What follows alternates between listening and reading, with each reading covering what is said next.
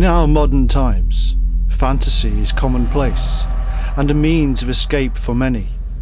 But in times past, people had to rely on religious fables and oral tales. But then a group of writers started to bring us new worlds and set our imaginations on fire. One of these was Lewis Carroll.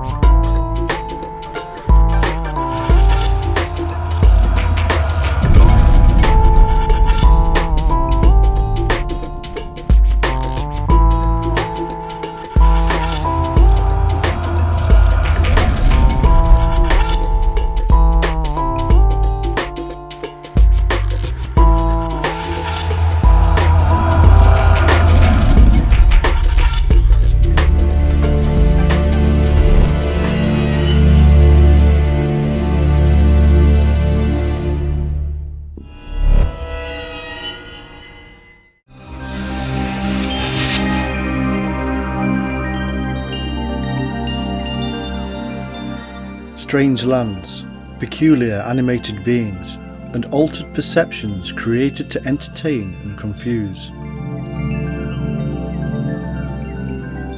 Tales of a weird journey into something that feels odd, and yet also familiar. They were created from within the mind of a 19th century writer who caught the imagination of millions of people, and still does to this day. It was a time when the United Kingdom had an empire that stretched around the world. It was an empire governed by a mixture of persuasion, guile, and if necessary, military might.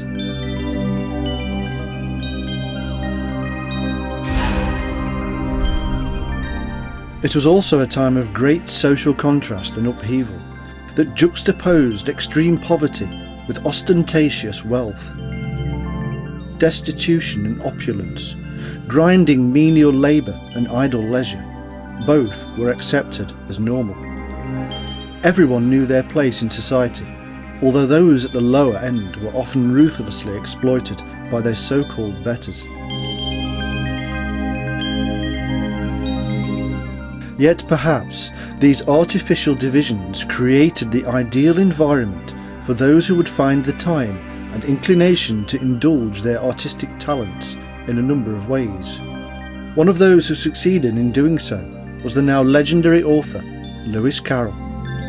This rather enigmatic man created a magical, whimsical, and surreal reality populated by characters mined from the depths of his imagination.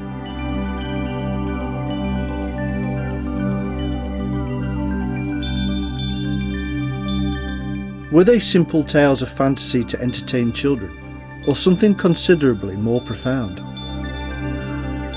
As we shall see, there was also a subtle subtext hinting at a much greater secret.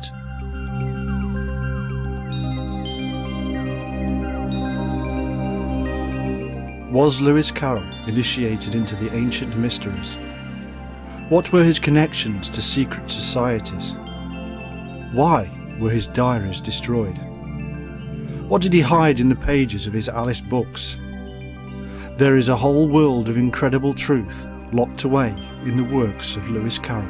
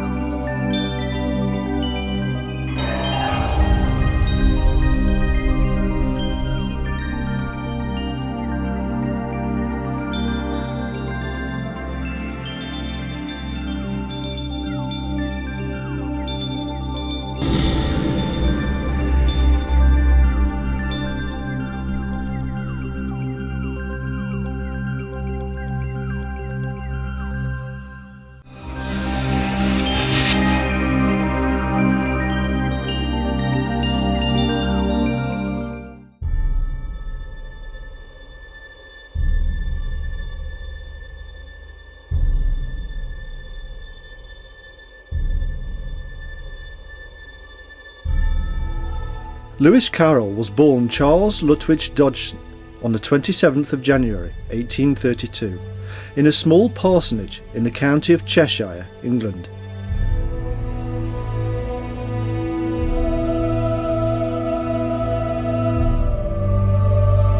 His family, who were well placed in the social hierarchy of the day, were mainly from the north of England, with some Irish connections.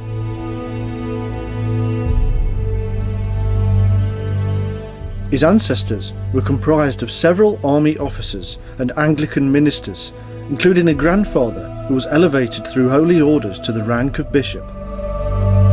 His paternal grandfather, an army officer also named Charles, was killed in action in 1803. This left behind his mother, Frances Jane Lutwidge, to bring up two young children. One of these was also named Charles and was Lewis Carroll's father.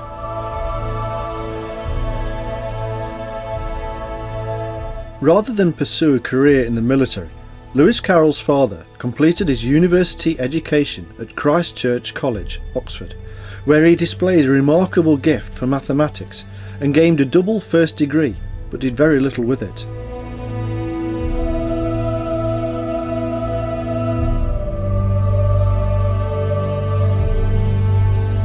Although such a qualification would have assured him a steady life in academia, instead he chose to pursue a career in the Anglican Church, and after marrying his first cousin in 1827, settled into the bucolic and genteel routine of a country parson.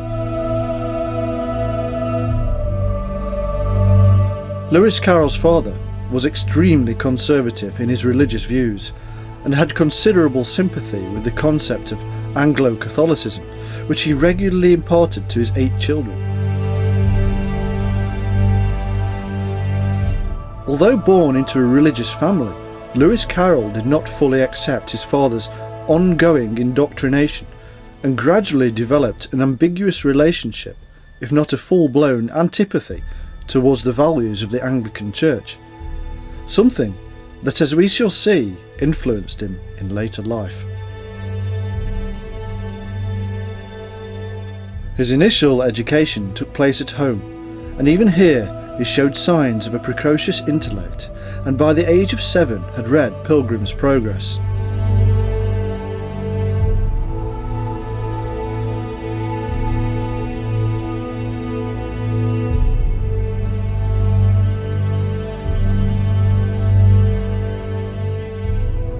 At around this time, he developed a speech impediment, causing a lifelong tendency to stammer.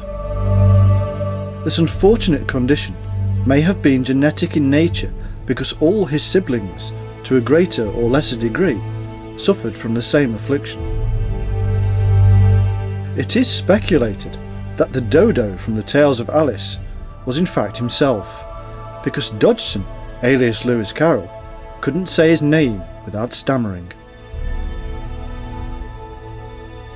The stammer played an important role in how the public perceived Carroll, and led to a widely held belief that he only stammered in the company of adults, but not when in the company of children. There is no clear evidence to substantiate this allegation. However, the stammer did not prevent him from singing in public, or from developing a talent for mimicry or storytelling. This anomaly is sometimes found with those afflicted with a stammer, because while experiencing difficulties in normal conversation, singing or reading from a script causes them no such issues. This is in many ways at odds with other impressions of Carroll that describe him as very shy, with a tendency to wear grey and black gloves to hide his hands. Unfortunately, as with many stories about him, there is no reason offered regarding why he should have done this, and there are no reports of him having damaged or unsightly hands.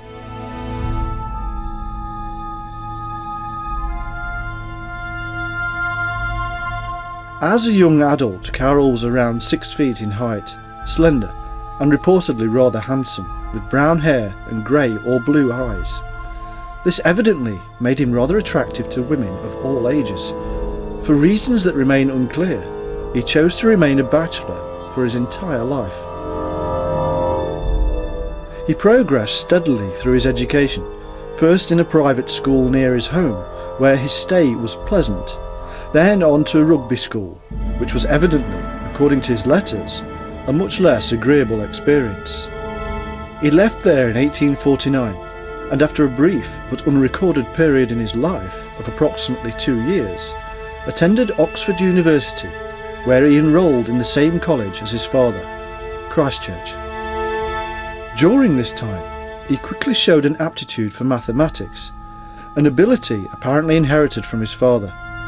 He was eventually offered the Christ Church mathematical lectureship, a position he held for 26 years. His ability even allowed him to indulge in the arcane field of theoretical mathematics. Although the income from the position was good, the job bored him. Most of his pupils were disinterested in the subject, regarding it as a tedious chore. However, Carroll enjoyed the serene and slightly detached atmosphere of academic life and continued to serve at Christ Church in one capacity or another for the rest of his life.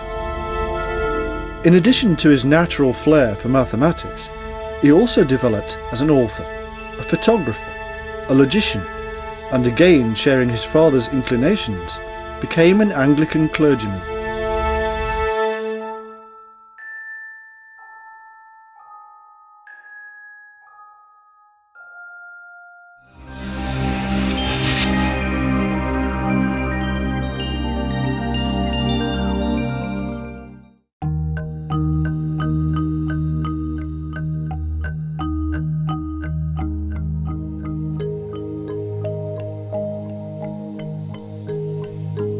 In 1856, Henry Liddell, the newly appointed Dean of Christ Church College, arrived at Oxford with his family, and Carroll became friendly with them, especially the Dean's wife, Lorena, and her 4 children.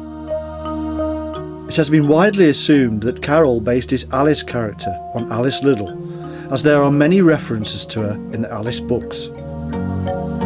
In addition to this is the fact that a poem at the end of the second Alice book, Through the Looking Glass, spells out her name. Despite this apparent confirmation, Carroll repeatedly denied throughout his life that the Alice character was based on anyone in particular, and that he often dedicated his writing to young girls of his acquaintance.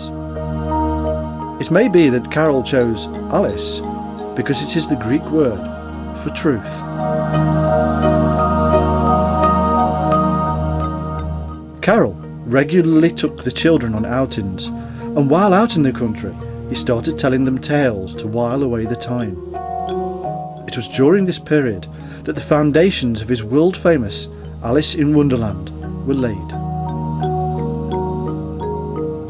The children were so enthralled by the original story that he finally yielded to their pleas, especially those from Alice, and in 1864 set his ideas down as a handwritten manuscript.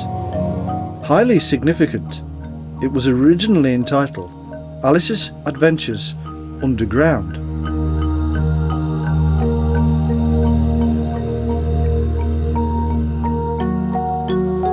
Shortly prior to this, Carroll had presented the manuscript to the Macmillan Publishing House, who were attracted by the possibilities it offered and accepted it. However, they considered the title too frightening for young children. Several less threatening alternatives were tried, including Alice Among the Fairies and Alice's Golden Hour, before finally settling on the now world-famous title, Alice's Adventures in Wonderland.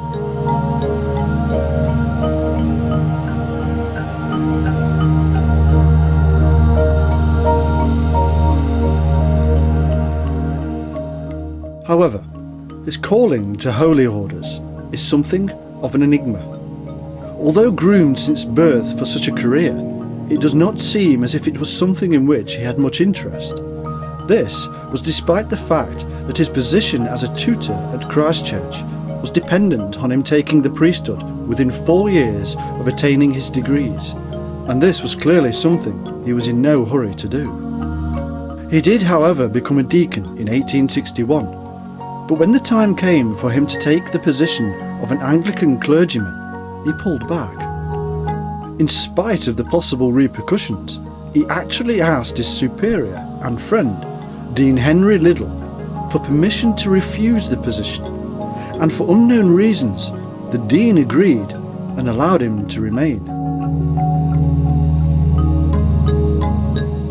There has been much speculation regarding why he should have refused to be ordained into the ministry, and many options have been offered.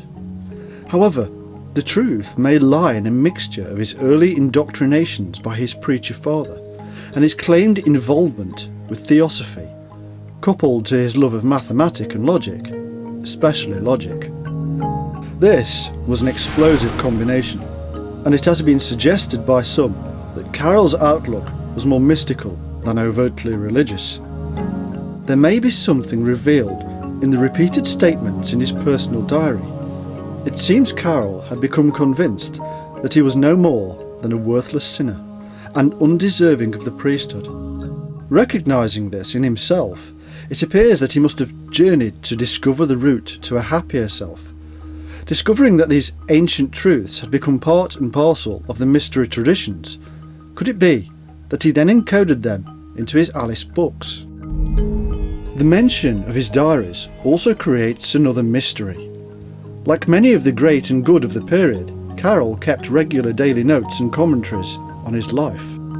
These were kept in a series of diaries, 13 of them in all. It is known that at least 4 full volumes and 7 pages of text from other volumes are missing from the set, taken for reasons unknown by persons unknown. All of the missing material, save for a single sheet torn from one of the other diaries, dates from between 1853, when he was 22, and 1863, when he was 32.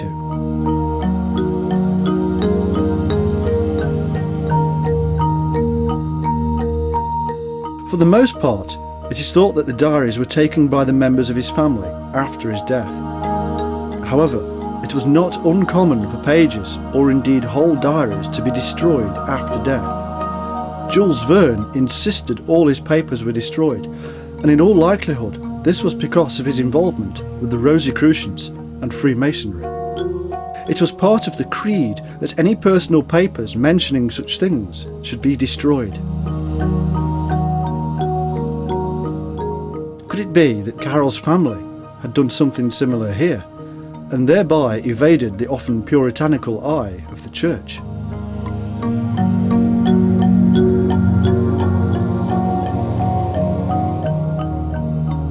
There is one missing sheet for the date 27th of June 1863 that is conjectured to have contained information suggesting that Carroll actually proposed marriage to the 11-year-old Alice Liddell. Shocking and even repugnant as this seems in the 21st century Western terms, we should recall that in Victorian times it was permissible for a girl to marry at the age of 12. Neither should we forget that these marriages have taken place, and indeed still take place in other parts of the world. It all depends on the culture, the context, and the era. That said, there is no corroborating evidence to prove this offer of marriage ever actually occurred.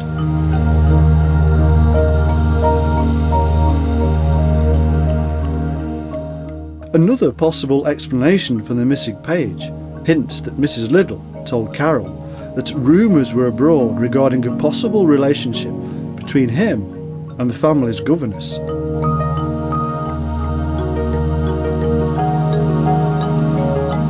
There was also mention of an Ina, who may well have been Mrs. Liddell herself, whose first name was Lorena.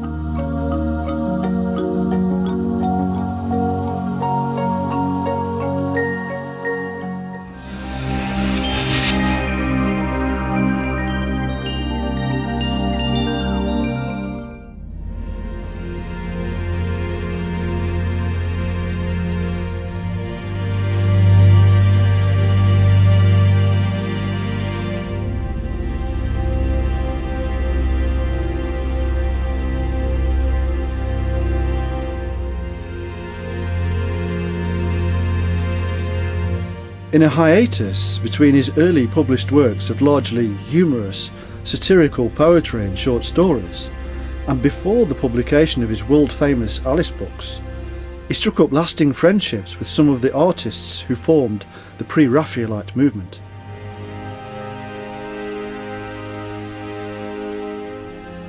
It was in 1856 that he first adopted the pseudonym of Lewis Carroll, when he had a romantic poem called Solitude published. Lewis comes from Ludovicus, which is the Latin for Ludwig, and Carroll derives from Carolus, which once again is Latin for Charles. 1856 seems to have been a pivotal year in his life, for it was in this year that he also took an interest in the then fledgling science of photography, the very pastime that in recent times has generated so much unwelcome and negative publicity surrounding him.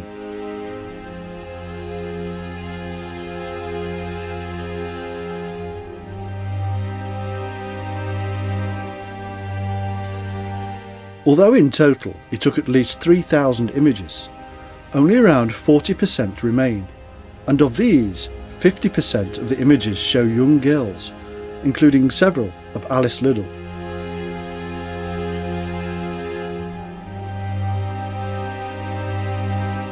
He also made studies of nude children that had been presumed lost, but 6 have since reappeared, and 5 of them have been published. It is perhaps a sad reflection on the highly sexualised, sensationalist modern society in which we live that these few images have been used to brand Carroll as a paedophile. What modern society tends to forget, though, is that naked children were, in Victorian times at least, considered to be innocence and beauty personified. Victorian morality was, despite some instances of blatant hypocrisy, infinitely less lax and permissive than that which exists today, and Carroll only took the images of nude and semi-nude children with the express permission of the parents, and there was always a chaperone present.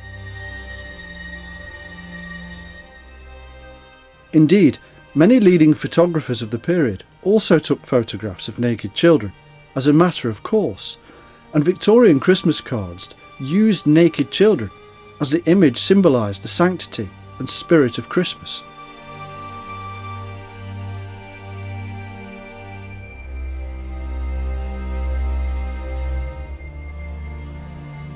There is also evidence that Carroll was, in many senses of the word, deeply spiritual and otherworldly, and may not have seen any possible harm in taking these pictures, viewing them in a purely aesthetic sense.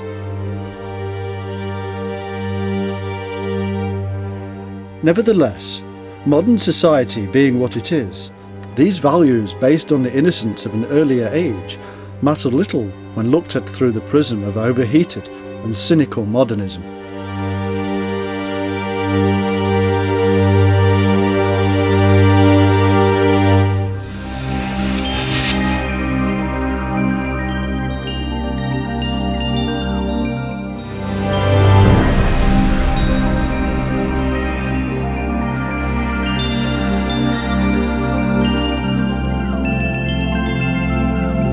Were Alice in Wonderland and Alice Through the Looking Glass simple tales created for the amusement of children, or were they allegories of mystical and Gnostic thought processes, hidden in plain sight, but containing a much deeper subtext?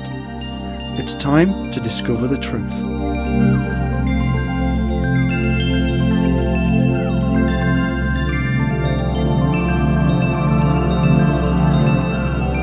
Alice falls asleep in a meadow and tumbles headlong down a rabbit hole, in effect a descent into the darkness of the underworld, where several significant events occur.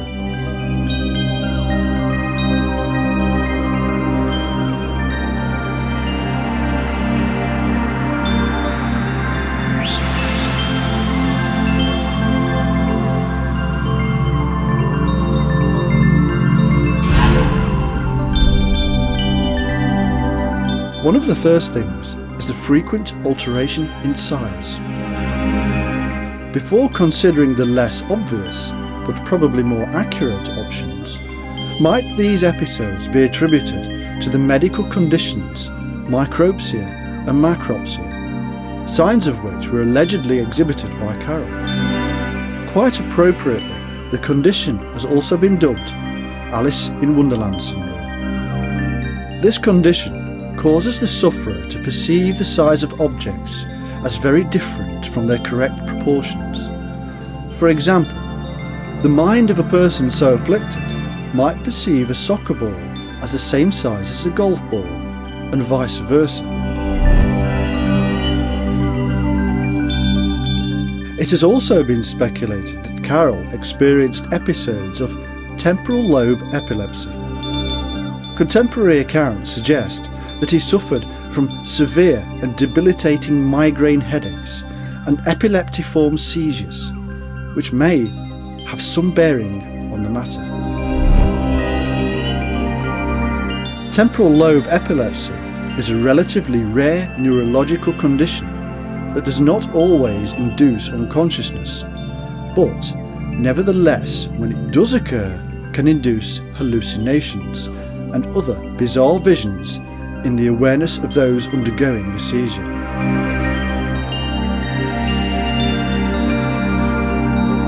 The person with the condition may not even realise they have it and believe what they see is real. It is also a condition suggested to explain why people see ghosts and experience encounters with extraterrestrials.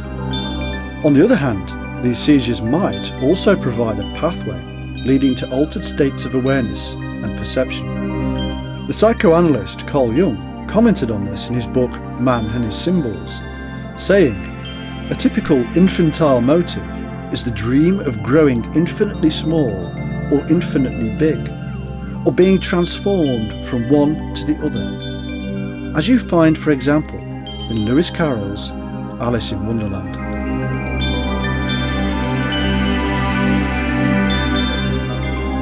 Quantum physicists have also compared their own arcane discipline of quantum realities, where particles change their identities for no apparent reason, while cats can be alive and dead at the same time, such as in the strange worlds created by Carroll.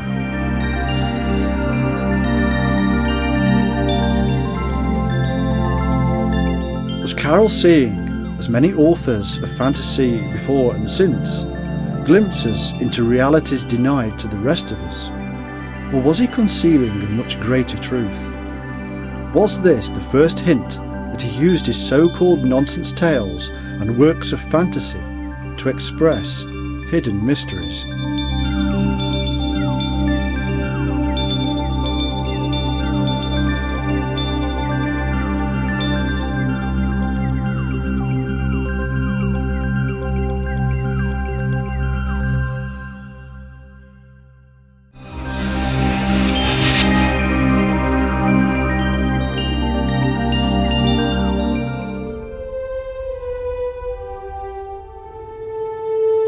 Carroll suffered from neurological conditions that may have allowed him glimpses into the depths of his own imagination to such an extent that he was unable to unravel reality from fantasy, and what he found there allowed him to populate his visions of the underground that he imagined Alice visiting.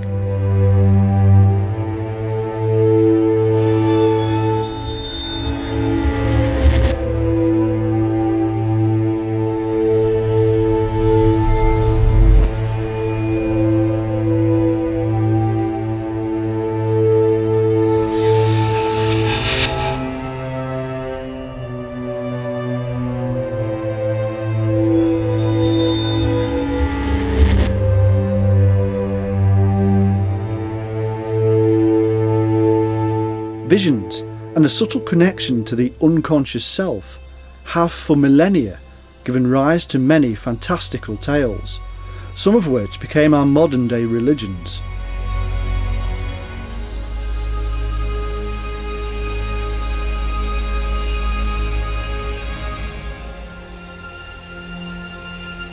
Without modern psychology, both our ancestors and Lewis Carroll would have sought out answers in the contemporary world.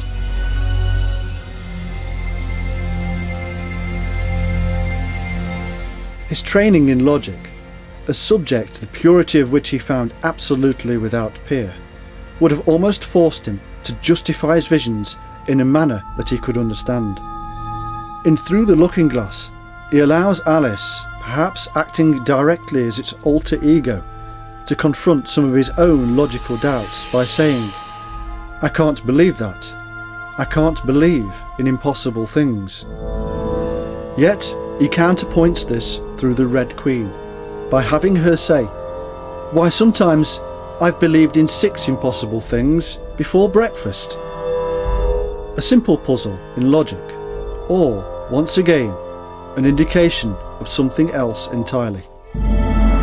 This introduces yet another level to the strange relationship between Carol and Alice Liddell.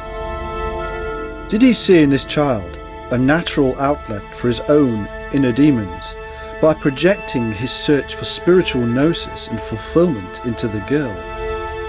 That by introducing her as the protagonist of the 2 Alice books, he allowed himself to explore spiritual options without exposing himself to rejection by his peers? On the other hand, was he already a fully fledged Gnostic initiate, and by allowing Alice to descend into the world below ground, he was undergoing a public exposition? Did his rumoured connections with the Rosicrucians and the Theosophical movement founded by Madame Helena Blavatsky also supply images to furnish his underworld? They may well have done, particularly since, in his attempts to rationalise the visions, his strong mathematical background and training in the use of logic would have seen no problem in accepting some of their teachings. It was a time when these new ideas were being fought over by Christians, scientists, and the adherents of the new wave of incoming religious concepts. People such as Bram Stoker highlighted the danger of Madame Blavatsky and her Eastern ways in his groundbreaking Dracula. In this tale, Dracula is the invader from the East, coming to take control of the minds of the West. If indeed Lewis Carroll found himself in the position of seeing some truth in their Eastern mysticism, then he would simply have kept it very secret. The mysticism of the East allows for direct contact with the divine. It gave explanations for a Gnostic or mystical experience. It was filled with fantastical beings, and it undermined Christianity with its pre-Christian explanations. And yet, some influences spread into the mind of the ordinary people and the intelligentsia alike. They gave rise to new interests in spiritualism, life after death, and answers that appeared scientific in contrast to the antique Christian concepts.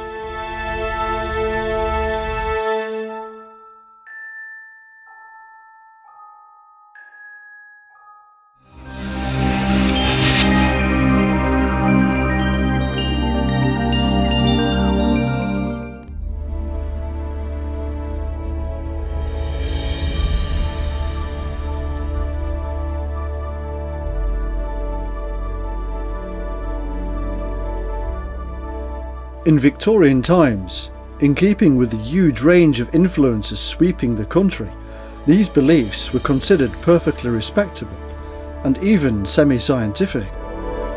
We should remember that in keeping with his love of riddles, ciphers, and obscure word puzzles, he would have concealed his thoughts in the manner best suited to him. In other words, by allegory and the duality of Gnostic belief. 2 methods of concealment that could only be understood by those with the eyes or the training to see. It is also part of the creed of such arcane societies to use analogy and metaphor in order to express esoteric ideals. A particular example of this appears when Alice sees a rose tree and encounters the Red Queen's gardens, hard at work, feverishly painting the white roses red. The choice of words and symbolism is highly significant in this context and has nothing to do with the War of the Roses as espoused by some researchers. We find that Carroll uses a rose tree, not a rose bush. There is a good reason for the use of the tree, for it is just another form of cross, and in the Bible Jesus was nailed to a tree. The cross, in fact, was a symbol of the sun, and had been for as long as there had been symbols. It is the light, the life giver, and Jesus was the light on earth. It is here that we find a clear reference to the Rosicrucians and the biblical prophecy that the Christian Saviour would be nailed or crucified on a tree or cross. Alice asks the gardeners why they are changing the roses from white to red, and they tell her that because they had planted a white rose tree and not a red one, the Queen will be furious and have them beheaded. It is extremely odd that using the divinatory technique called gematria, we find that in the Greek language, the word for cross is stauros, which has the same numerical value as gnosis, or wisdom. Planting the incorrect tree, you will lose your head. Once again in Greek, which along with Hebrew is one of the original languages used in gematria, we find that rhodon means rose. In addition to this, the gematria number for ecclesia, or church, has the same numerical value as rhodon. The rose has, for a long time, been a symbol of arcane secrets, and here Carol uses them with mastery.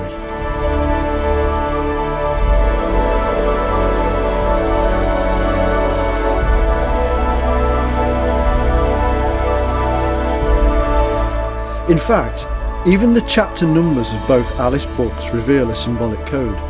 Both number 12, and both numbers are of the sacred journey, for there are 12 calendar months and 12 signs of the full zodiac of the ages.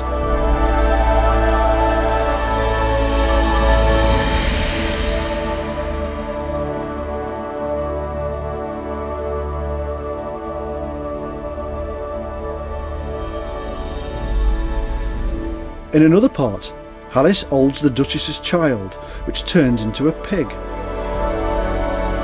In Eastern traditions, something we know Carol was interested in, the pig is a symbol of resurrection and is depicted on the Buddhist wheel of rebirth.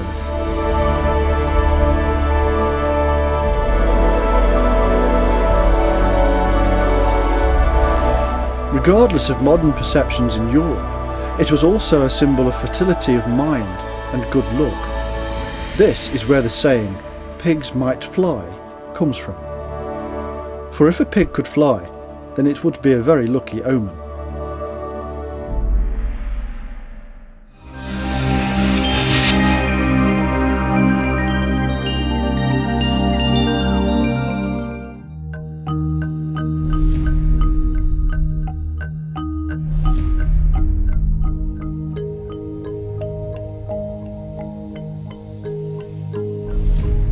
One thing an initiate must not do is to take every sight and every symbol on its face value. He or she must seek the layered meanings. Seeing a baby changed into a pig on a worldly, material level seems horrid, and yet on a symbolic level they are the same thing: new birth, fertility, a stroke of luck. Alice, or Truth, has given rebirth. It is the same when she herself becomes queen. This is a symbol of equality. She has mastered the underworld of her own self and been crowned with wisdom. In another example, we find strong suggestion regarding the use of hallucinogens to attain or alter states of awareness and understanding. Alice is repeatedly and explicitly encouraged to eat or drink various substances during her underworld journey. Why should this be? It becomes clear that it is only by doing so she will be able to access the various levels of this unlikely universe of the mind. By eating or drinking the initiatory substances, she alters her perceptions of the world around her.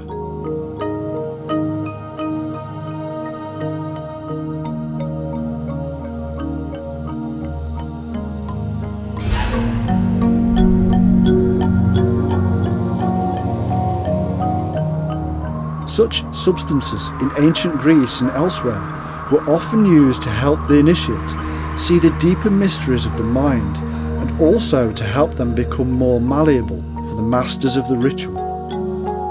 These concepts symbolically carried forward and into the Roman Catholic concept of the Eucharist and transubstantiation, where the initiate or supplicant consumes the magically charged bread wafer, or the body and the blood of Christ. This mystical imagery would have been totally appropriate given Carol's English high church inclinations. In fact, Alice's entire initiatory journey through the underworld is full of magical imagery, and the characters identical to that of a shaman on a vision quest.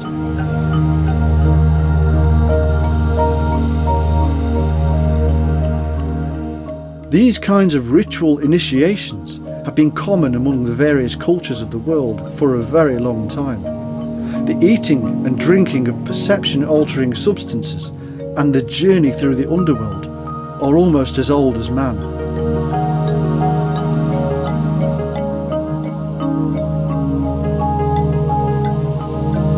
There are other allusions to perception-altering drugs in the books. The Mad Hatter, for example, is so named due to the fact that such hats at the time contained mercury, and often created psychological issues in those who made them and those who wore them. It was so common that the phrase "mad as a hatter" was in fact in common use a full 30 years prior to Carol writing his book. It has also been suggested that dropping the H in hatter may actually infer Carol himself as the Mad Adder, the mystical mathematician.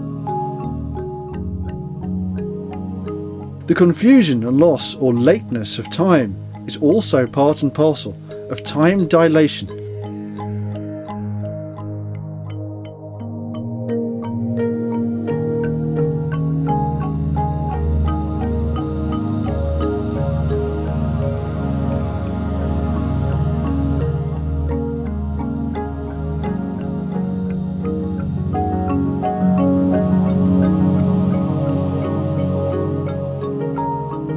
Whatever the case, it seems quite amazing in the Victorian age to find references to drug taking in a child's story. But we must remember, at this time, even cocaine was not illegal and little understood. Also, Carol's clever use of the idea of nonsense literature baffled most people, so that they never truly understood its real intent. Queen Victoria herself said that she loved the book and asked for more, only to be given Carol's works on mathematics. She was confused herself by the seeming opposition of these books and refused to believe they were from the same man. In fact, the works on mathematics were probably much closer than people realised, for through the understanding of number and ratio, man has sought to discover the divine.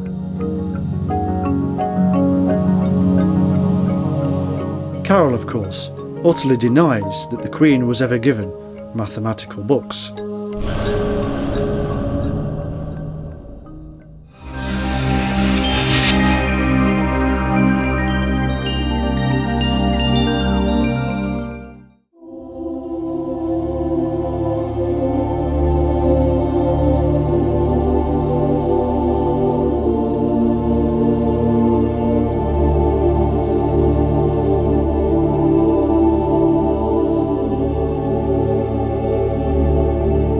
Carol is seemingly not compromising any of his core beliefs or values, and even if he were, he erected a barrier against perceived harm by acting out his initiatory revelations through his avatar, Alice, or Truth.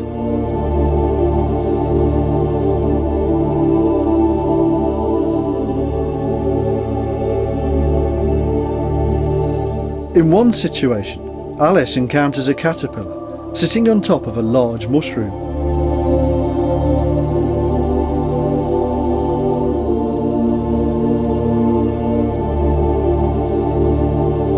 The caterpillar, another symbol of change and metamorphosis, consistent with transubstantiation, instructs Alice to eat some of the mushroom in order to change size or alter her perception. The use of a mushroom to induce a change must point to the similarity with hallucinogenic fungi such as magic mushrooms, which affect a change in perception. So we find a symbol for metamorphosis sitting on top of the means to do so. This cannot be accidental and must be a not so subtle clue to the real meaning behind the tale.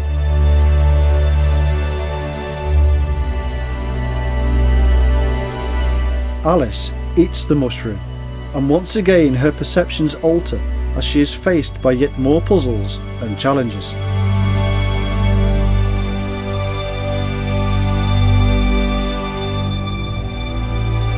Are these the standard fare that awaits and confronts seekers after Gnostic revelations? Or are these the same set of challenges that lie in wait for those who have undertaken the traditional shamanic route to enlightenment? If so, then the Gnostics are walking an already well-worn path to truth, and in truth both are the same.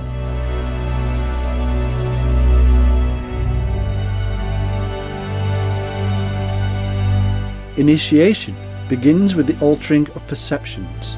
It is followed by many trials and tests, and it finishes with success or failure. Truth about the self is always the result, for in one's journey, that is the ultimate goal.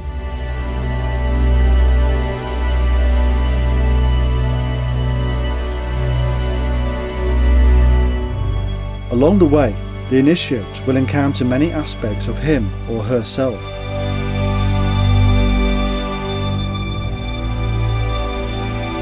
In the tales of Alice, we find a great many faces and individuals, all seemingly holding some aspect of the human makeup.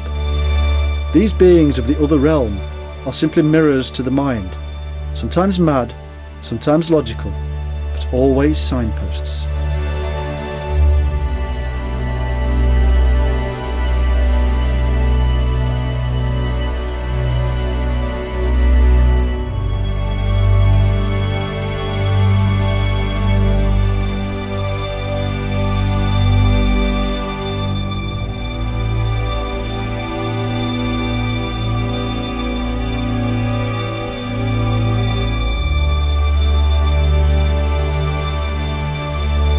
Alice also encounters the Cheshire Cat, which has often been a symbol of the other world and was sacred in Egypt.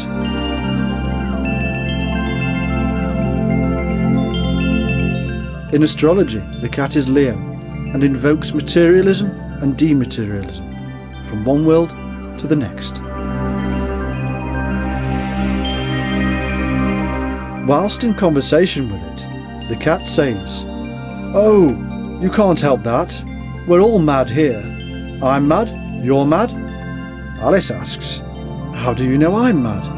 And the cat replies, "You must be, or you would not have come here." The animal then starts to disappear in sections until only its grin remains. The grin is a revelation of consciousness, for it takes understanding and thought to smile. This conversation reveals to many researchers two distinct possibilities. Either Carroll realised that his grip on reality was tenuous and said so through the cat, or that he understood the nature of what can happen during hallucinogenic experiences.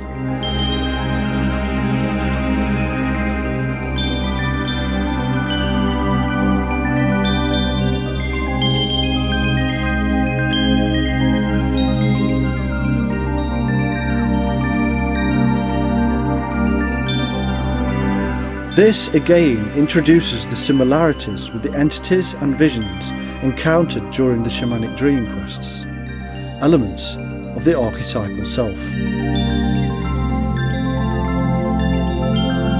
There is also the link with the past of mythology, for being mad is part of the process of change and has been included in a great many fables.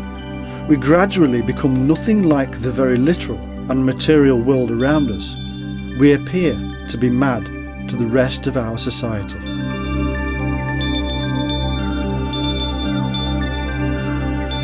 There is, however, one aspect of Carroll's visions that have been consistently overlooked entirely, and that is an observation made in the last work he produced, 2 volumes entitled Sylvie and Bruno.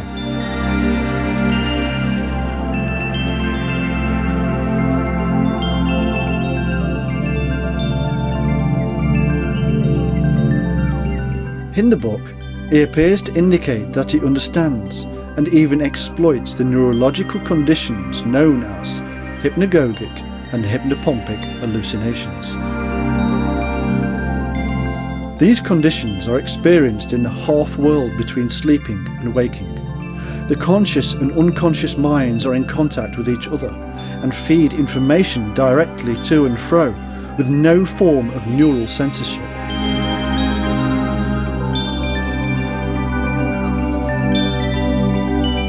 It is a state of mind that can be deliberately induced and is normally used to embrace the occasionally alarming invisible world that exists inside our own unconsciousness.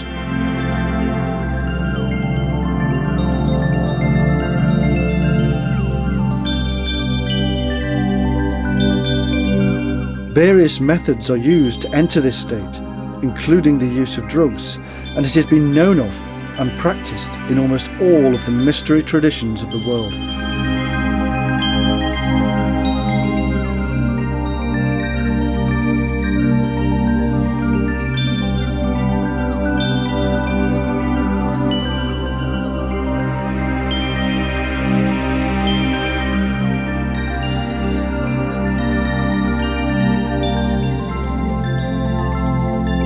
Carol writes, "The next question is, when is the best time to see fairies? I believe I can tell you all about that. The first rule is that it must be a very hot day. That we may consider as settled. And you must just be a little sleepy, but not too sleepy to keep your eyes open, mind. Well, and you ought to feel a little what you might call fairyish. The Scotch call it eerie, and perhaps that's a prettier word. If you don't know what it means, I'm afraid I can hardly explain it. You must wait until you meet a fairy, and then you'll know."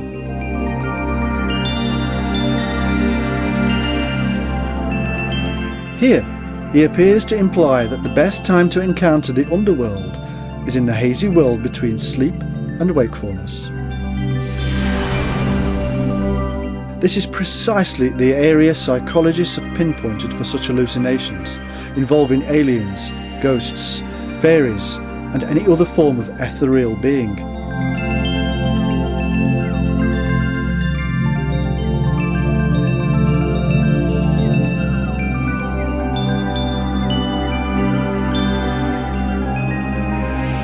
It brings on a sense of all-knowing. It often dilates time, and it can cause epilepsy and psychosis.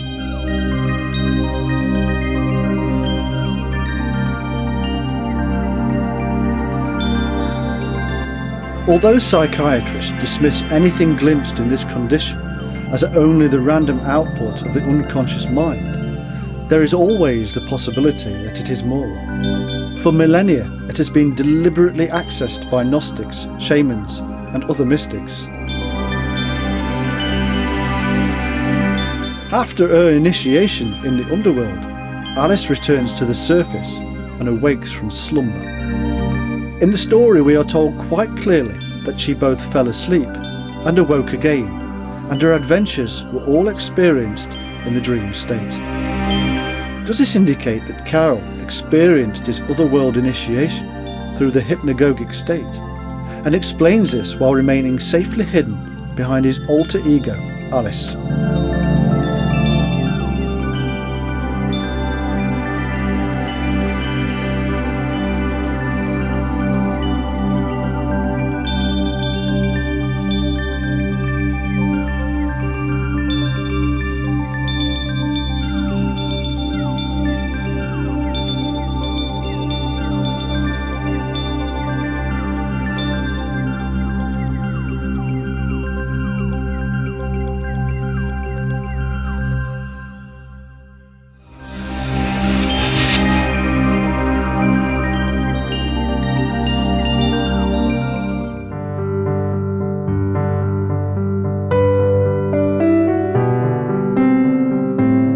What then of his legacy?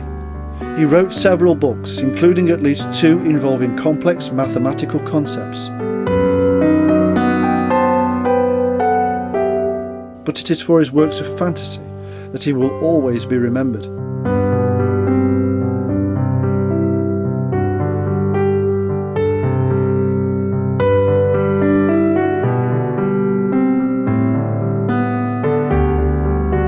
When first published, his works of apparent whimsy were considered as harmless entertainment for children, and in the intervening years the Alice books in particular have been turned into several films, TV shows and animated adventures, and still their enduring attraction remains. However, as we have seen, it is only too easy to reinterpret them using more mature concepts.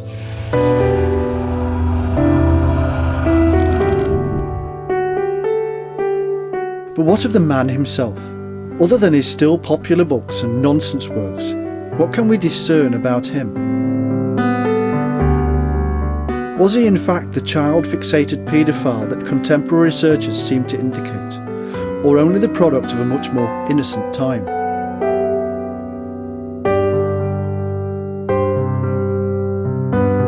Were his photographs of naked children innocent depictions of beauty, or something more sinister?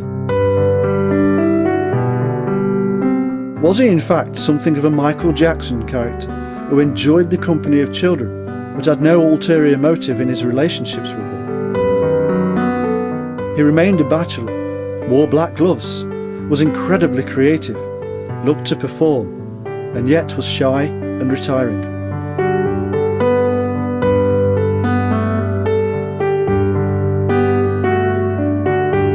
From his literary output, it may be possible to assume that he had psychological issues.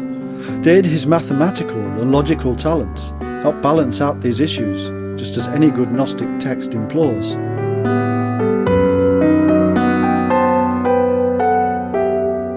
Then there is his close relationship with the Liddell family, especially with Alice.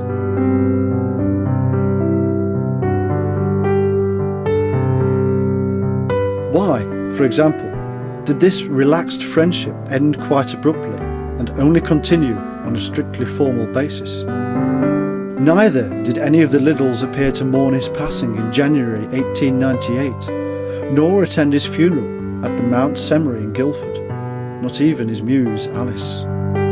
The answers, sadly, died with the man, and the fact that 4 of his meticulously kept diaries, plus several pages from those remaining, are absent. These texts would undoubtedly have proved crucial in filling in the blanks. But for good or ill, someone thought it better that they never see the light of day again. Before passing any judgment, we should keep in mind that modern, forensic reinterpretations of his life and work, as we have seen, fail to allow for Victorian culture, morality and values. It may be better to celebrate and remember his legacy of humour and whimsy, rather than cloud the waters with unprovable speculation.